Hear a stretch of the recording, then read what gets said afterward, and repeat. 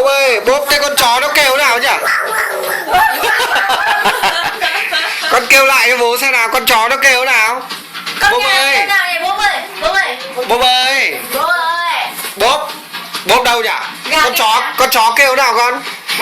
Con chó kêu nào nhỉ? Con nhỉ? Đây cho bố này. Này con chó nó kêu nào? Bố con em thật đấy. Bố ơi. Bố. Con vịt kêu nào nhỉ con ơi? Con chó kêu nào? Con chó kêu nào con? Không biết. Đừng mải ấy rồi. Bố ơi, con chó kêu nào?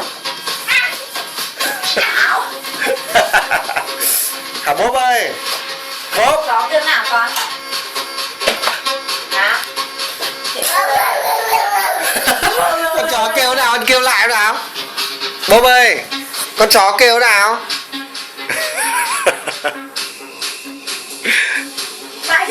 Con chó kêu nào? Đây rồi bố xin. Con chó kêu nào?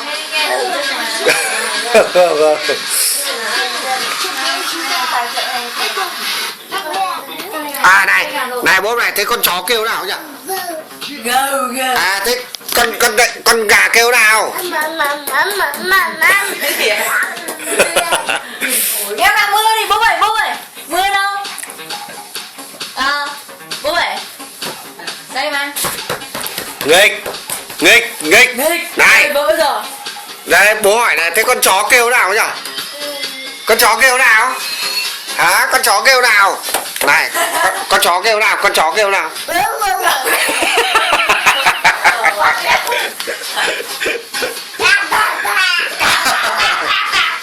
Con vịt kêu nào con?